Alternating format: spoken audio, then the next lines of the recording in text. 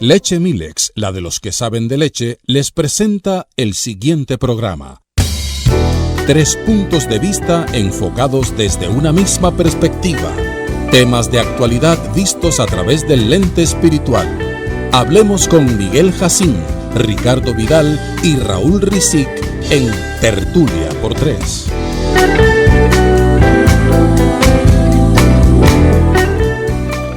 Buenos días, amados hermanos y amigos que nos escuchan. Este es su programa Tertulia por 3. Miguel Jacín, su hermano, quien les habla en compañía de Ricardo Vidal, Raúl Rizic y Luis Sena. Buenos días, hermanos. Muy buenos días. Muy buenos días a todos. Saludamos a toda nuestra audiencia. Que Dios les guarde, les guíe y les conceda su gracia en este día. Amén. Bien, nosotros vamos a continuar con la serie de programas acerca del gobierno civil y la responsabilidad de cada uno de nosotros como ciudadanos de este país, República Dominicana. Y Luis, nos gustaría que tú nos diera una explicación como introducción a la continuación del programa de por qué nosotros estamos viendo este tema del gobierno civil y la responsabilidad humana ante él.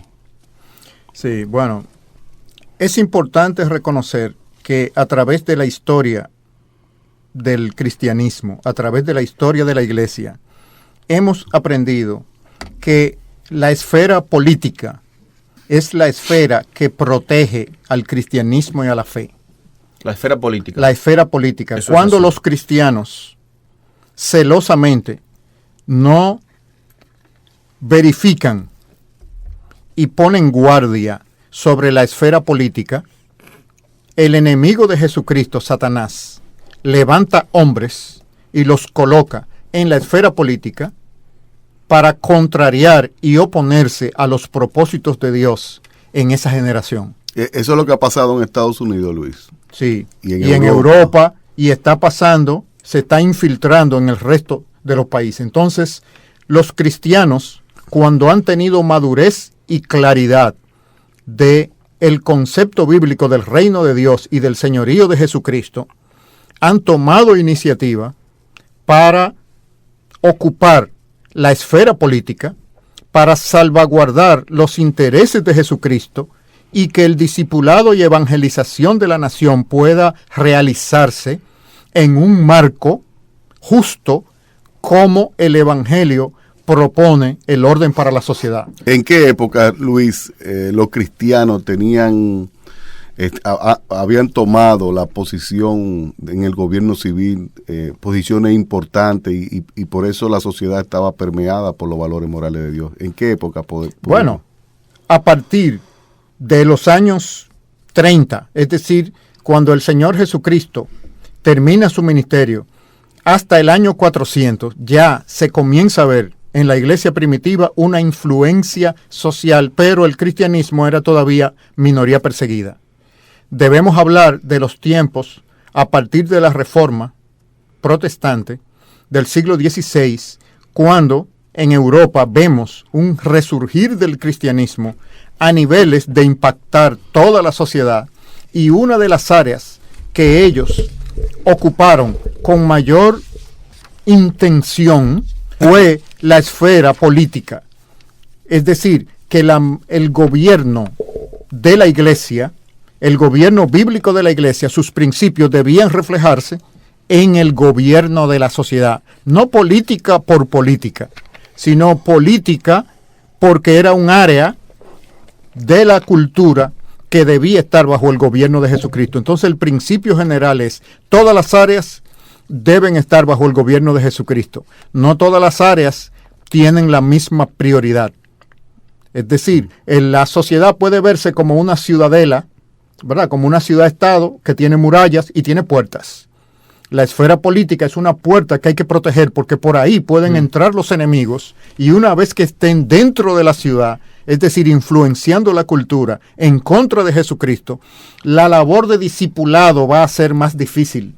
Entonces no es simplemente que Satanás hace la obra más difícil, son humanos que él mueve. Entonces, humanos pueden detener a otros humanos. Los humanos servidores de Jesucristo pueden detener a los humanos discípulos de Satanás para crear un ambiente social propicio a la expansión del Evangelio y del reino de Dios. Entonces, ¿dónde se establecen esos límites de la sociedad? Principalmente en la esfera política, porque a través de las leyes se puede legislar todo el orden social que permita que el Evangelio florezca. Aunque Luis, en Israel el gobierno se mantuvo fuera de las áreas que propiamente quedaban bajo la jurisdicción del individuo, la familia y la iglesia. Por ejemplo, la religión, el mercado, la prensa y las escuelas no eran controlados por el Estado. Y en un Estado cristiano, ¿verdad?, donde hay una cosmovisión bíblica, es real, la religión, el mercado, la prensa y las escuelas no deben de ser controlados por el Estado. ¿Es así? Sí, debido precisamente al concepto derivado de la Escritura de la soberanía de las esferas. Pero el gobierno civil es regido por el pueblo, no por los funcionarios. Ahí donde está el secreto. A nosotros nos han enseñado que los funcionarios representan al pueblo y que entonces ellos interpretan la voluntad del pueblo. La Biblia produce un pueblo educado en la palabra de Dios y en los propósitos de Dios. Y entonces ese pueblo mantiene dentro de sus límites a los funcionarios del gobierno. Entonces, en ese orden, el gobierno civil no es cabeza de la familia, ni de la iglesia, ni de la educación, ni del comercio. Hay una separación de esferas. Pero todas esas otras esferas deben cumplir las leyes de la nación. ¿Y quién elabora las leyes de la nación? El gobierno civil, donde debe haber separación de poderes por razón del pecado remanente y de la depravación total de los seres humanos. Entonces, mientras más influencia cristiana hay dentro de la esfera del gobierno civil, el ambiente es propicio para que vivamos justa y pacíficamente, tanto cristianos como no cristianos. No se trata de cristianizar el Estado, sino de que haya una condición justa para todos los ciudadanos. Yo creo que uno de los profetas, creo que Jeremías, es que dice, cuando Israel iba a ser llevado a otra tierra, cuando ustedes lleguen allá, procuren la paz de esa nación, oren por esa paz. ¿Por qué? Porque en la paz de esa nación donde ustedes estén viviendo, ustedes van a tener paz también. Sí, en Jeremías 29, en su mensaje a los expatriados de la dispersión que iban a Babilonia. Así es. De manera entonces que lo que estamos diciendo es que el cristianismo, con su doctrina central de que el hombre fue creado a la imagen divina y destinado a la inmortalidad, declarando que a la vista de Dios todos los hombres son iguales. ¿Qué asegura esto? Esto asegura al individuo un valor independiente. ¿Qué produjo esa doctrina sobre la doctrina bíblica del hombre y su semejanza y su creación hecho a semejanza de Dios? Esto ocasionó la gran diferencia de que el hombre es superior al Estado, el cual debe ser adecuado para su uso.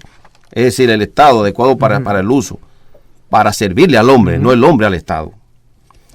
Y que el Estado debe existir para el hombre.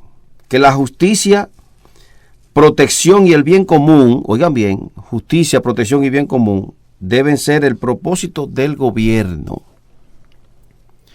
Esa fue la idea central que primó en los primeros colonizadores de Norteamérica, que establecieron leyes tan extraordinarias que prácticamente tú podías leer la Biblia cuando leías su constitución, porque se fundamentó en eso.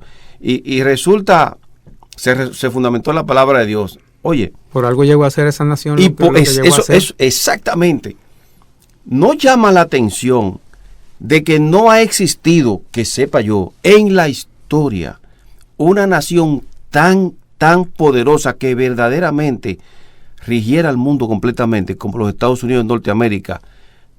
Y la coincidencia, entre comillas, negrita y con una raya abajo, porque no es coincidencia en realidad, de que esa nación se haya fundado sobre los principios de la palabra de Dios. No, es una consecuencia. Los Estados Unidos es un indicador de a dónde llega el poder germinador de la palabra de Dios cuando se siembra en corazones fértiles. Así es. Porque sus primeros habitantes eran personas pobres.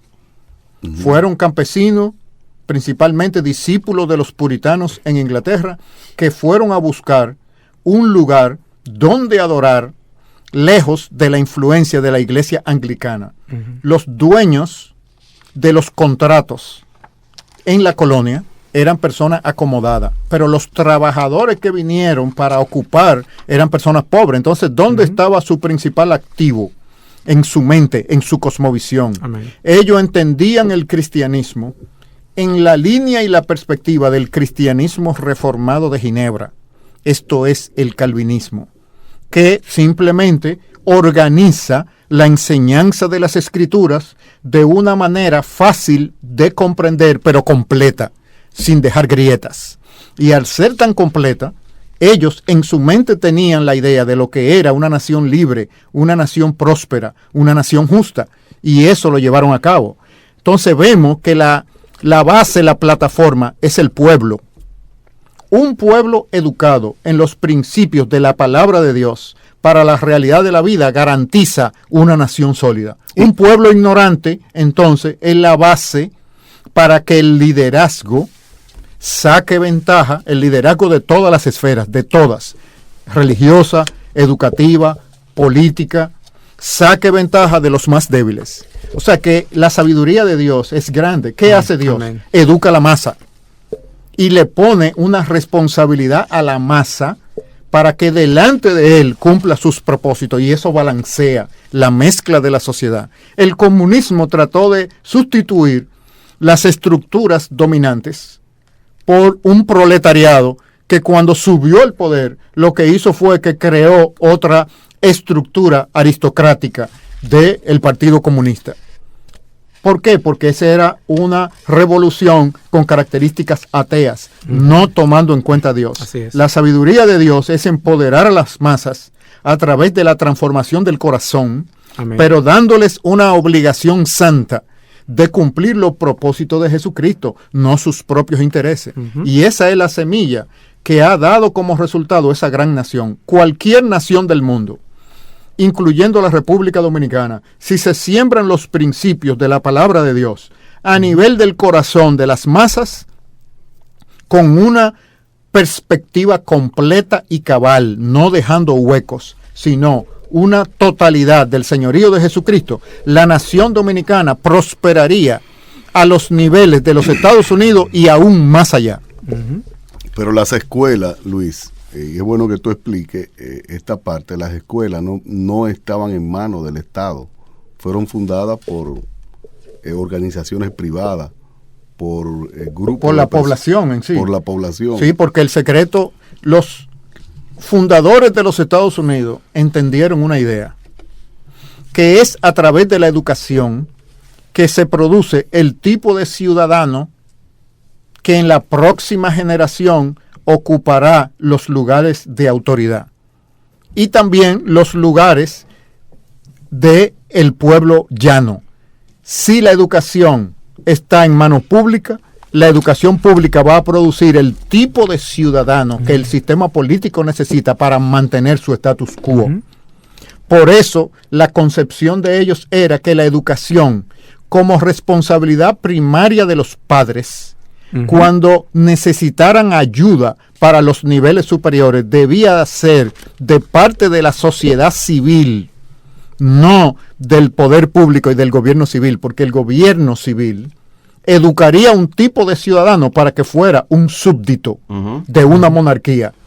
Sin embargo, una nación libre requiere que los ciudadanos eduquen a los ciudadanos de la próxima generación. Por eso ellos formulaban la idea de que la educación debía ser eminentemente privada. Fíjense lo que en 1647 la legislatura de Massachusetts promulgó una ley con el siguiente preámbulo. Dice: habiendo sido siempre el propósito principal del viejo engañador, Satanás, el mantener a los hombres fuera del conocimiento de las Escrituras, ha sido consecuentemente ordenado que cada municipio, eso fue en Estados Unidos en 1647, que cada municipio que contenga 50 familias o amas de casa deberán erigir una escuela en la cual los niños pueden ser enseñados a leer y a escribir, y que cada municipio que contenga 100 familias o amas de casa deberán erigir una escuela en la cual los muchachos puedan ser preparados para entrar al colegio de Harvard. Fíjate cómo era un asunto privado. Sí, porque el principio es ese. En todo sistema humano, si la educación cae en manos de los que detentan la autoridad política, se van a asegurar de que los niños sean preparados en su mente para el sistema político que ellos van a querer perpetuar. Entonces, ¿cómo se balancea el poder entre los que están en autoridad y los que están bajo autoridad en la nación? Que los que están bajo autoridad eduquen a sus hijos en los principios de la palabra de Dios para que sirva como freno o balance y como instrumento de transformación de esa sociedad. Esa parte es importante. El hogar es central.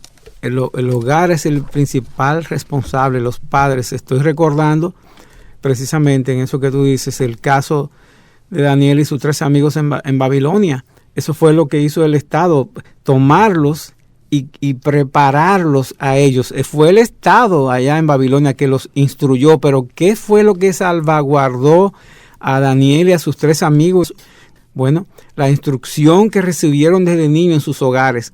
Eso puso la raya del límite hasta donde ellos iban a actuar conforme a las instrucciones del rey en Babilonia, o hasta dónde iban a decir no si eso pasaba los límites de la palabra de Dios. Y así sucedió. Exactamente, y ese fue el ejemplo que establecieron, no solamente a nivel de la formación de los Estados Unidos, las iglesias primitivas, dentro del Imperio Romano, a partir del año 30 hasta el año 400, introdujeron los principios del cristianismo dentro de la sociedad romana, aún como minoría perseguida.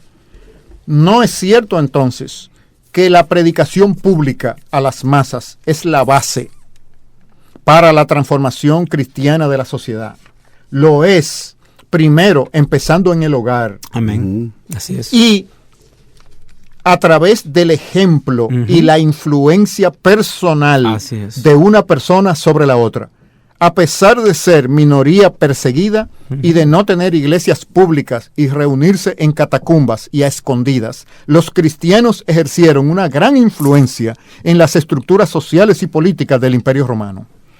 Precisamente por lo que tú acabas de decir, la realidad de su fe era evidenciada en su forma de vivir, y eso impactaba. Aun cuando morían, las personas decían, miren cómo se aman ellos. Pero hay que estar consciente de que es en el hogar.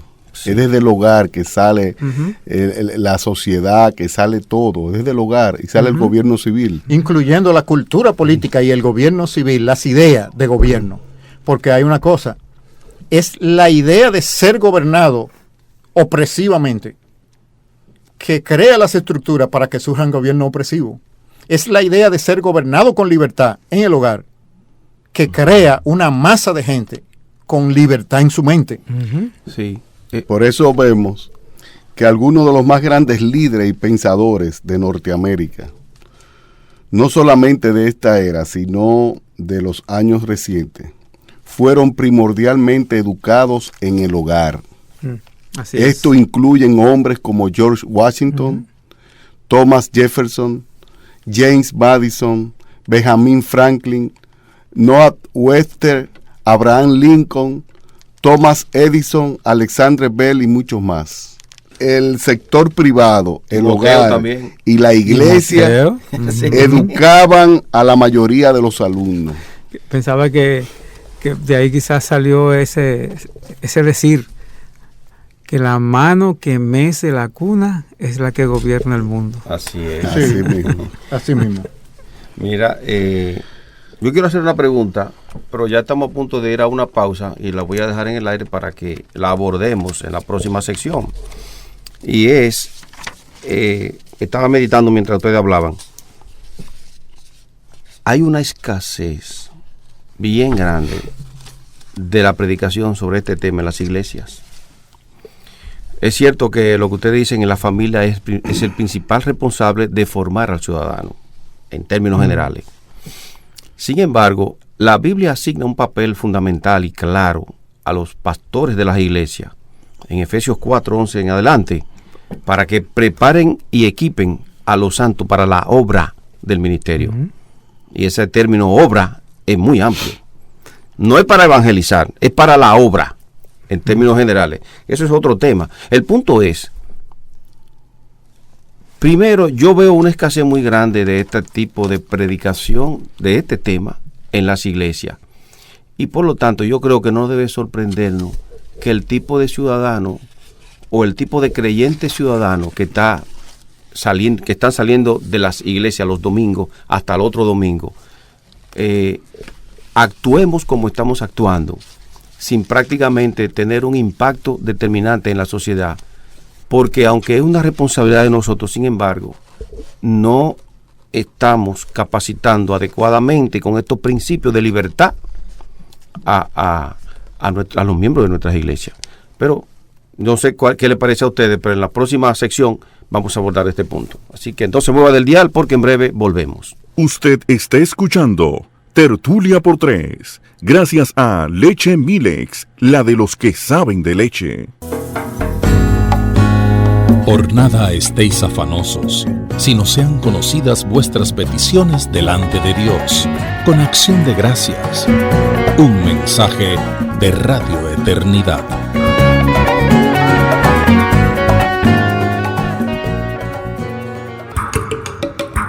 A los que aman a Dios, aún las peores cosas son para su bien, pero a los que no le aman, aún las mejores son para su mal. Estás escuchando Radio Eternidad. Nuevamente en su programa Tertulia por Tres.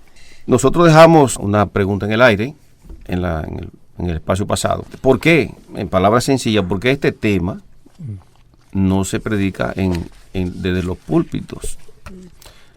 Yo podría iniciar, y te puedo dejar la palabra a cualquiera de ustedes, iniciar diciendo al menos dos cosas, pero fundamentalmente una. Este tema no se predica en las iglesias porque nuestros predicadores están cautivos en un paradigma dual sobre la realidad, un dualismo en el que inconscientemente hace una separación entre lo secular y lo sagrado. Entonces yo creo que lo primero por ahí es el primer punto, es un problema de un paradigma que han crecido en un paradigma y no salen de ahí, no pueden salir de ahí. En segundo lugar, porque no están abiertos tampoco, están tan de cabeza y tan involucrados y metidos en ese paradigma en el que hemos crecido, que no tienen tiempo para estudiar la posibilidad de entender que hay algo que se está quedando, como es este tema, frente a una realidad que nos está dando en la cara, que estamos viviendo. Se nos está desmoronando la sociedad. República Dominicana va para atrás cada día más. Y yo no quiero ser negativo y hablar en términos negativos, pero yo recuerdo, yo conversaba contigo, Raúl, hace más o menos unos 7 o 8 años atrás, que las cosas no estaban como están, que nosotros veíamos cómo se estaba conduciendo en el tránsito, y nosotros decíamos que todo eso es producto del cada día el hombre apartarse de Dios, y que es un síntoma de un empeoramiento gradual. Y fíjate, mira dónde hemos llegado ya. Así es. No solamente en el asunto del tránsito, que ya eso es la comida diaria, sino los niveles de violencia, de crímenes, o sea, esto es inaguantable. Frente a esta realidad, nosotros no hemos actuado adecuadamente. No es que no hemos actuado, se ha hecho algo, pero no hemos actuado adecuadamente. Y no basta con reaccionar. Lo que estamos haciendo es reaccionar. Nosotros tenemos que ser proactivos. Lo que el Señor dice es verdad. Ustedes son la sal de la tierra, ustedes son la luz del mundo.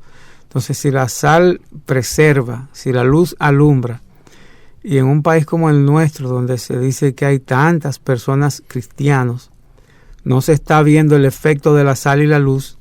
Bueno, el efecto está en los que decimos que somos cristianos, que no estamos actuando en consecuencia a lo que decimos que somos, porque si no, la sociedad hubiera estado más preservada, porque nosotros, como ustedes están diciendo, somos la parte encargada de que ocurra ese impacto, ese efecto en la sociedad.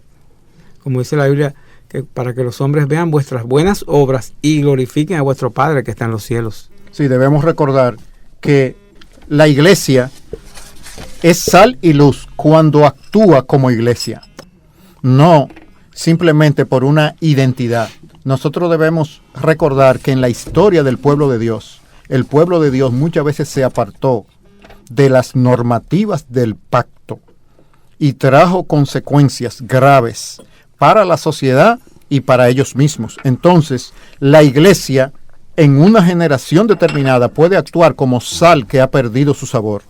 Y ese dualismo del que hablaba Miguel presupone una idea que no es bíblica, y es que Jesucristo nada más es Señor de lo sagrado y no es Señor de lo secular. Ese es el problema con ese paradigma, con esa cosmovisión. Jesucristo, al ser Señor de todo, es Señor de lo sagrado y de lo secular. Amén. Entonces todo debe estar bajo Él. Pero ¿cómo Él ejerce su señorío?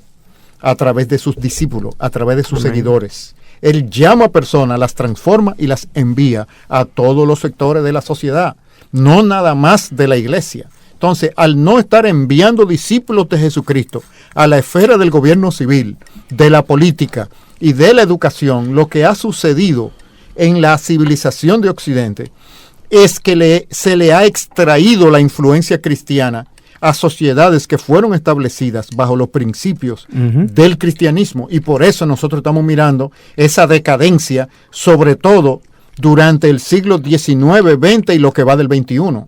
No es mucho tiempo, 2 siglos y una década, en comparación a 2000 años, pero eso es lo que nosotros estamos observando, sobre todo cuando el cristianismo llegó a cúspides de aplicación, como las que hemos referido aquí de la Reforma Protestante. Entonces, nuestro rol histórico es recuperar un cristianismo robusto a través de una segunda reforma. Sí, y realmente si se destruyen los cimientos del cristianismo en la sociedad, lo que es una sociedad que se va paganizando. A nosotros nos sorprende cómo vemos, por ejemplo, en Estados Unidos, que quieren educar a los niños en las escuelas, permitir que se les dé educación sexual oral y anal. Anal y oral. Es decir, una locura. El hombre queriendo ser sabio fuera de Dios, lo que se convierte en un necio. Eso es lo que dice la palabra de Dios y lo vemos de forma práctica. Porque sea Dios veraz y todo hombre mentiroso. Entonces los cristianos estamos para oponernos a eso. Igualmente cuando vemos que hablan de síntomas de libertad, de progreso, cuando se habla de redefinir el matrimonio, que sean 2 hombres, 2 mujeres, eso es una locura. El matrimonio es un hombre y una mujer. El hogar es un hombre y una mujer dentro del matrimonio, eso es lo que conforma, y esa es la base de la sociedad. Pero eso es porque Dios dice que es así. Porque Amén. Dios dice que es así. No porque nosotros lo hemos descubierto. No. Ni vamos a probar. No, Dios dice que es así y Dios tiene autoridad. Autoridad como creador, y todos los sistemas naturales y la complejidad de lo que Él ha hecho es su base de autoridad para decir en asuntos morales cómo debe ser. Así como Él ha creado un universo natural tan complejo y tan perfecto, Él tiene también una voluntad perfecta en los ámbitos morales para los seres humanos. Una ley moral. Nosotros no tenemos que descubrir qué es la familia o qué es el matrimonio. Dios ya lo ha dicho. Mira, nosotros tenemos que hacer muchas cosas como cristianos. O sea, ahora. Pero como yo he escuchado algunas veces a ti mismo, Luis, decir, el tiempo de nosotros prácticamente pasó. Nosotros tenemos que ocuparnos en hacer todo lo que podamos, pero en preparar la nueva generación, que es la que puede producir los cambios que se necesitan en República Dominicana para que este país viva como Jesucristo quiere. Ahora, entonces, ¿qué es lo primero que nosotros debemos hacer? Bueno, aprovechar una ley que existe sobre educación e instrucción bíblica en las escuelas y colegios privados, que ya existe. Está aprobada. Nosotros hemos participado en la elaboración de, ¿cómo se llama el documento para la aplicación de la ley? El reglamento. El reglamento. Ahora bien, yo creo que debe ser nuestra meta ahora, de manera consciente y deliberada, procurar empezar a aplicar eso, con todas las implicaciones que tiene, porque debemos preparar a nuestros hijos, y cuando digo nuestros hijos, me estoy refiriendo a todos los niños de nuestra nación. Enseñarle la palabra de Dios con las implicaciones que tiene esa palabra de Dios. Hay un principio general en el libro de Proverbios, lo que tú estás diciendo: instruye al niño en su camino y aun cuando fuere viejo no se apartará de él. Pero además de todo eso, los hijos del diablo más eminente del mundo saben bien que si a un niño, desde que está en el vientre de la madre hasta los 7 años, se le instruye en un camino determinado, le será muy difícil apartarse de ese camino después, porque hay una programación cerebral. Eso es científico, está probado. Digo, Dios lo dijo antes de eso. Dios puede romper. Ya todo. Dios lo dijo. Los científicos lo están confirmando, lo que la palabra de Dios, lo que Dios ya dijo hace tiempo: instruye al niño en su camino y luego que fuere viejo no se apartará de él. Por eso es que manda que desde el mismo hogar, desde que te levantes hasta que te acuestes, instrúyelos en la palabra de Dios, correcto, en los caminos de Dios. Y no estamos hablando, no estamos diciendo que todos los niños que se instruyan en la palabra de Dios necesariamente van a ser salvados, pero los que no se han salvado no se van a apartar de ese camino, aunque no profesen a Cristo como su Señor y Salvador. Vivirán por esos principios que ya aprendieron, porque ya estarán en ese paradigma. Pero es los padres que son los responsables en el hogar, y eso hay que tener claro. Pero nos toca a nosotros, los que tenemos la luz ahora. Exacto, los que somos padres. Los que somos padres. Exactamente. Primariamente son los padres. Sí. Después las escuelas. Y las iglesias. Y las iglesias son ayudador, ¿verdad? Pero realmente el responsable primordial de la educación de sus hijos son los padres. Sí, el problema es que los padres que no son creyentes, que no conocen estas cosas, porque aún muchos cristianos no saben estas cosas. Cuánto más los que no son creyentes. Ahora nosotros a lo que por la gracia de Dios nos ha sido abierto un poquito el entendimiento en este aspecto, debemos procurar hacer lo que tenemos que hacer con todo el esfuerzo posible de llevar estas instrucciones a las escuelas y colegios privados. Y nosotros podemos, dentro de unos 20 años más adelante, tener una nación diferente. Debemos aprovechar ese reglamento que tú mencionaste, que ya existe en nuestro país, que Dios nos dé la gracia para eso, porque yo escuchaba ayer que, imagínate, ¿qué futuro puede tener un país y el mundo? Aún cuando quieren luchar contra la violencia, contra la criminalidad, contra la corrupción, contra los vicios. Pero mira en qué están dedicándose las personas que tienen la capacidad económica en el mundo. Yo oía que están haciendo estudios, invirtiendo millones de dólares para probar que si tú eres un alcohólico o un homosexual o quizás un criminal, eso es debido a unos genes con los que tú naciste, que te indujeron a eso, como que tú no eres responsable de eso. Entonces, ¿cómo tú vas a evitar las consecuencias malignas que le van a ocurrir a una familia o a una nación cuando tú enseñas esto? Porque el individuo no es responsable, no es que yo no soy culpable de haber asesinado porque que yo nací con un gen de asesino. Entonces yo no... Le echan la culpa al gen. Es muy conveniente. Claro. Y le echan la culpa a la mujer sociedad. Que no fui yo, fue la serpiente. ¿Y quién paga esa investigación? Porque lo que pasa es que a nosotros han mismos engañado y nos han dicho la mentira de que la ciencia es objetiva. La ciencia es subjetiva porque los científicos son humanos. Entonces son humanos en todos los sentidos, incluyendo la capacidad de venderse. Entonces muchas de esas investigaciones son compradas, son pagadas. Son pagadas. No es cierto que la ciencia objetivamente busca la verdad.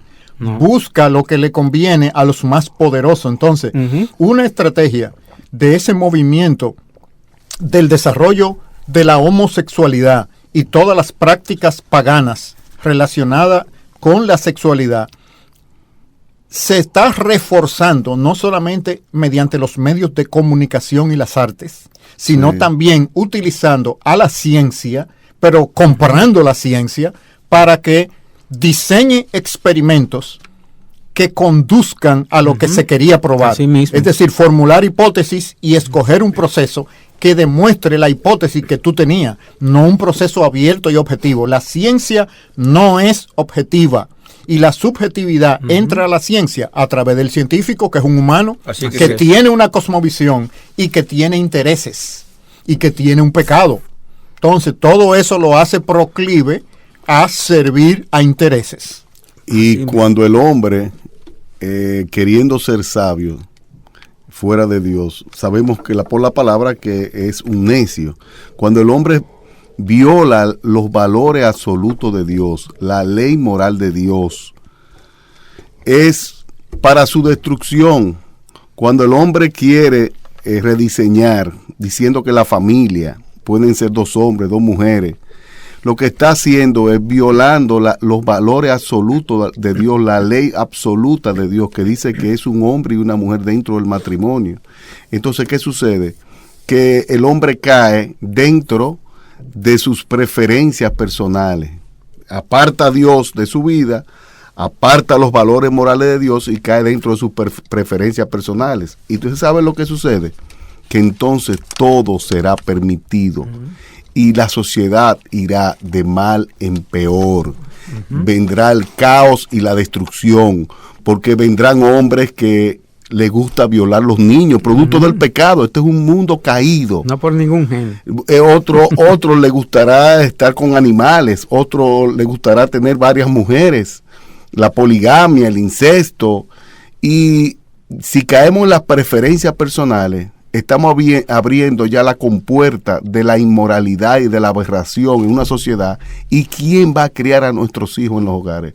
Un desastre. Iremos hacia el caos y hacia la destrucción, porque en el hogar, como Dios dice, es que se pueden formar hijos que puedan contribuir y puedan promover el reino de Dios en esta vida y para toda la eternidad. Entonces, si no, iremos al caos. Ahí hay una conexión con el tema del gobierno civil, porque el gobierno civil, a través de los ministerios de la familia y de la educación pública, promueve un tipo de enseñanza que debilite a la familia y la oriente en la dirección de las nuevas filosofías y cosmovisiones que quieren implantarse para acorralar al cristianismo. Una llamada, Luis.